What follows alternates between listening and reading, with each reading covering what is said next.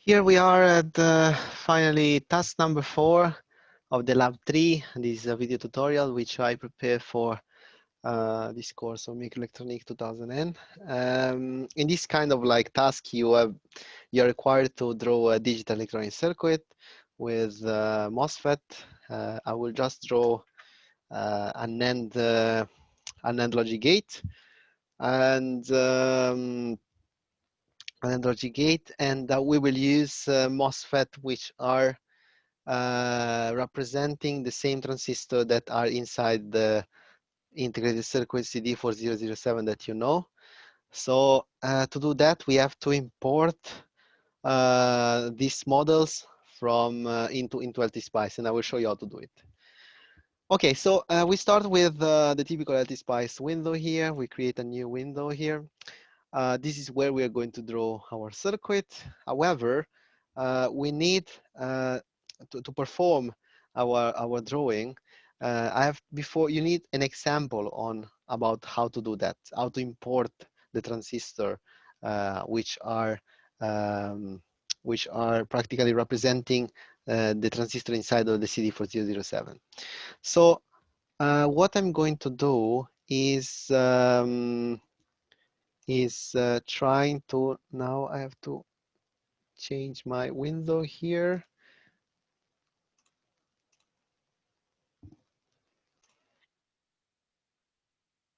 So what you have to do is download a file which I put in Canvas, which is called, I think, Task 3 Part 4 Inverter CD4007 or MOSFET CD4007. I do not remember precisely now, but you can find the file in Canvas. If you don't find it, you can ask the lab assistant or me. I think it's called Inverter CD4007 UBE. And that one is a RAR file, and inside of the RAR file you find different files which you have to save, in the folder which you will use for saving all the files for the lab 3 task 4. So in particular, you have the main file that you have to save, R3. And I can show you now. I will try to share my screen. 1 second here. I'm not sure. I have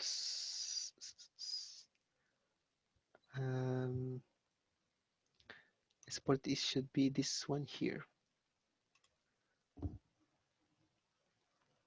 Yes. So is this inside of the RAR file? You will find this file here. So the one that you have to copy are inverter CD407 and MOS and Pmos. These one are the 3 main files that you need.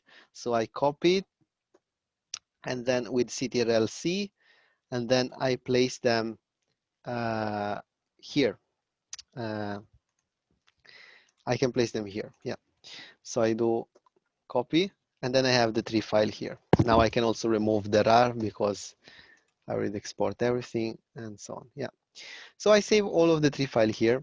And now I'm going to open this one in LTSpice. So I unshare my screen, and I'm going to share the screen in LTSpice. There it is. And here again, I have my window where I should draw my circuit. But again, I want to open also at the same times the file which I showed you before, which is the inverter CD4007, which you just downloaded. So I double click there, and I hope maybe you can see, maybe not. Then what I have to do here, open, and then lab 3, yes, task 4. And then there it is. So I select it, open, and you can see now there is open a new window here. This one is the original, the one where I'm going to draw, and this one is the one that is just open. So I zoom out by using the roll of on my mouse, which is the bottom wheel, the middle wheel on my mouse, and and I zoom in and zoom out. And you can see this is an inverter, which is built with the Pmos and NMOS.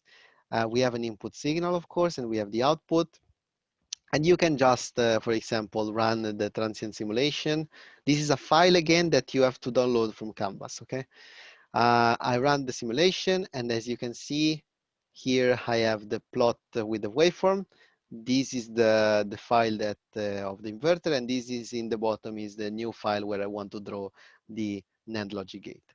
So if I click here in Y, which is the output, I get the output signal here. Again, I like to place them in vertical, so I put them like this. So here, I want to see also the input here to understand if the inverter worked correctly or not. So I right click here, add plot, and you can see in the top, there is a new plot. So I left click here in this point, and then I'm going to select the input X. As you can see now, I have the input at the top and the output in the bottom. As you can see, this one is an inverter because when the input is high, the output is low. When the input is low and the input is high, the output is high. So this is of course an inverter logic gate. Here, I make it larger. And the signal generated here is a pulse with a lot of parameter, which I will show it soon, how to set it up. But in this moment, what I'm more concerned about is that you can see that this MOSFET here is a PMOS, which is called CD4007 and MOS CD4007. And you have to use this kind of MOSFET to build your NAND logic gate. Again, if you right click here on the transistor, you can see there are many parameters which have been already set up by me, which create a behavior of the transistor very similar to the real one that you find inside of the CD4007. You should not change this parameter because they have been already set up. You can also right click here and you can see there are other parameters for the NMOS. And you should not change anything for these two transistors. Also, these two instruction here, if you right click, this one are instruction that tells to LTSpice that the model, so all the code, all the algorithm which model the behavior of the transistor is inside of this file. This one is one of the two files that, of the three files that we copied before that are inside of the RAR file that you download from Canvas. And inside of this txt file, there are the model of the PMOS and NMOS. So there are kind of like some parameters that are used by this by LTSpice to make behave this symbol here and this symbol here as the transistor inside of the real integrated circuit. Okay, so it's very important that these two lines include PMOS and include NMOS are in your drawing. Okay. So what we are going to do is then draw a NAND logic gate here. So what you have to do, you open the inverter and you open your new window where you can draw the new schematic. We can remove the plot because we don't need it anymore. We already proved that it worked. And then we are going to copy, first of all, these two lines here. And we're going to place it here in the new file. As you can see, I cannot actually, if I move it on the other window, the label does not follow me, but in order to make it appear in this window here, I need to left click it. You see, now it appears. And then I left click it again, and then it's placed here. Then what I do is also copy the PMOS. So I copy this PMOS, and I left click here, and I put it here. Let me remove here the label because I just want the PMOS. And let me remove that. Let me copy also the NMOS, here CTRL-C, and here left click, here and here. Now in my new figure here in the left where I want to build an NAND, I have PMOS and NMOS. And finally, I can just do a copy of this in order to build my digital circuit, okay? So I copy this one here and put them one in parallel because the NAND logic gate has two NMOS in series and two PMOS in parallel. So CTRL-R like this in order to rotate it. And I set it like this. Right click. And then here I connect these two transistors like this. And here, these two transistors like this. And of course, in the top here, there should be VDD. So I can copy the label here in the left and put it here and VDD. Remember that also the bulk of the Pmos has to be connected to VDD. So I can put the label here, or just I can connect the bulk to VDD like this. Okay. And then I have the NMOS. So I can connect the NMOS here and then copy another NMOS here. And then here I do the connection, and here finally I connect to the ground. So I put it here. Here I can connect this one to ground like this, and then this one to ground like this. Finally, then I have to connect this one to the input. Again, it is much less confusing if I use label. So I copy this one, I put it here, but this one has to be renamed as A, okay? And the other one will be renamed as B. So right click, B. And then this one will be A, for example, and this one will be B. Yeah. So, and then now I have finally my NAND logic gate. Of course, this is VDD and ground are just label. I have to connect it to a real power supply, which I have to draw. Here, in this case, there is the power supply, which is this one, 5 volt, like this. So this means that this point here is then connected to the positive terminal of the power supply, and the ground is connected to this. You need always a constant voltage source to make work a digital circuit. This one I repeated many times in the lecture. And now we just need to draw the voltage source for the input A and input B. So what I do is just create a new voltage source so I can show you how to set up all of this value here. In theory here, this inverter here is not useful anymore. We can just maybe see that I need a label for the output. So I click here and then put it here, connect it here. And then what I do is just replace this label with Y, which is the output. And now I can close also the inverter because practically I use everything here for the inverter and I don't need it anymore. So I modify, but I don't want to overwrite, so no. And then I just continues in this.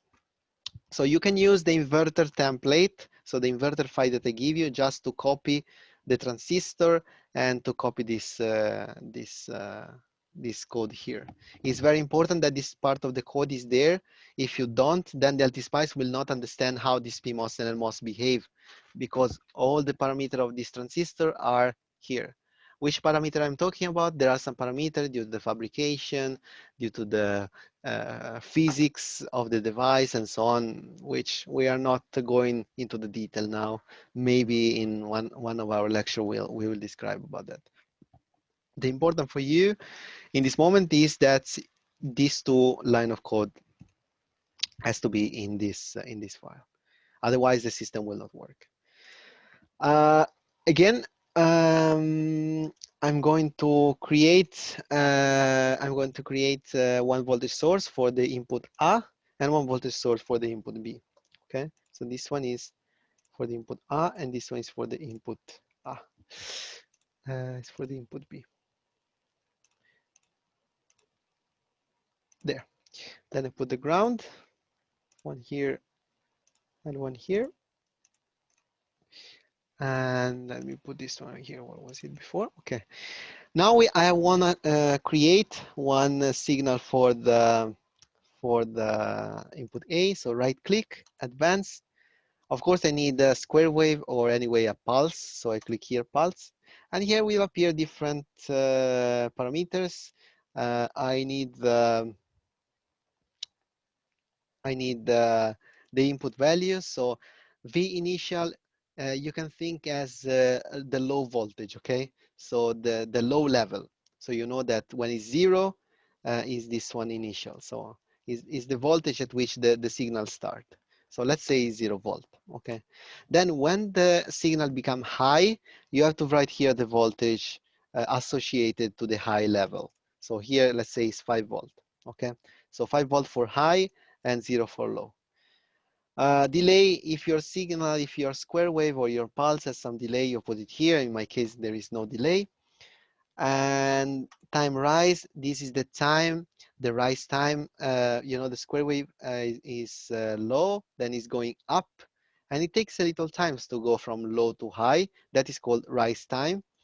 Rise time usually is, it has to be negligible in respect to the time that the signal is on or high, okay? So let's set these two parameters later on. Let's say that our square wave has a frequency of 1 kilohertz. So this means that the period is 1 millisecond. So the period here, I have to put 1 millisecond. And I want to create one square wave, which means that T high has to be equal to T low. Okay. And the T high is equal to T on. Is this parameter called T on? And since T high is equal to T low, it means that T high, or here is called T on, is half of the period, which means 0.5 millisecond. Again, as I said before, the rise time and the fall time has to be always much, much smaller than T on, okay?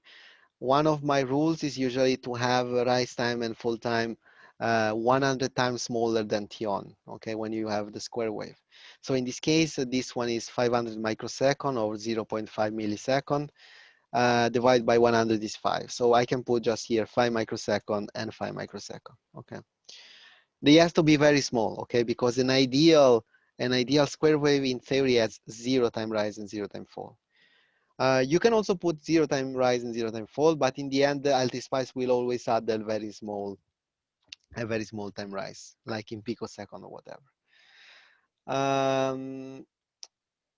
So yeah, so this is how to set up the square wave. You also have to tell how many cycle there are. If you don't place anything, then LT-Spice will create unlimited cycle, okay, unlimited number of periods. Okay, so this is okay. So this is the voltage source for the input A, and then I'm going to do the voltage source for the input B. Practically, they will be the same, okay? They can be the same. So my trick is this one. If the signal B will be the same, maybe we shift it at 90 degree as we did it in the laboratory, if you remember in the laboratory number 1.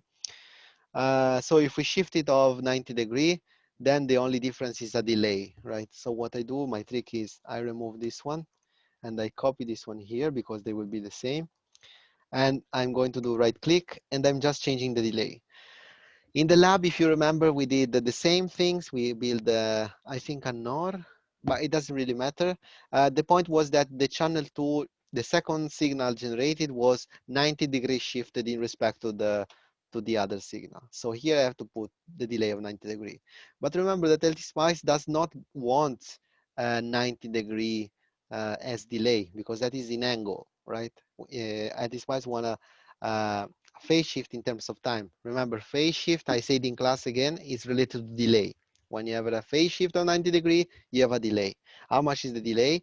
The delay related to 90 degree is t divided by 4, which the period, 1/4 of a period. Now the period is 1 millisecond, so it means that 1/4 of 1 millisecond is 0.25 millisecond.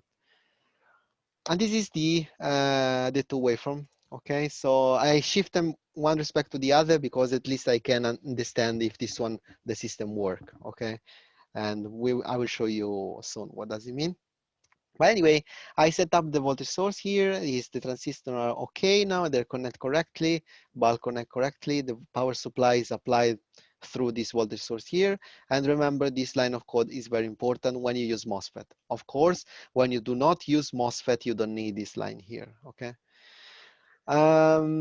Great, so at this point, I'm going to do a transient simulation. I click here, run, transient here, then I go to click how much, I have to set up this stop time.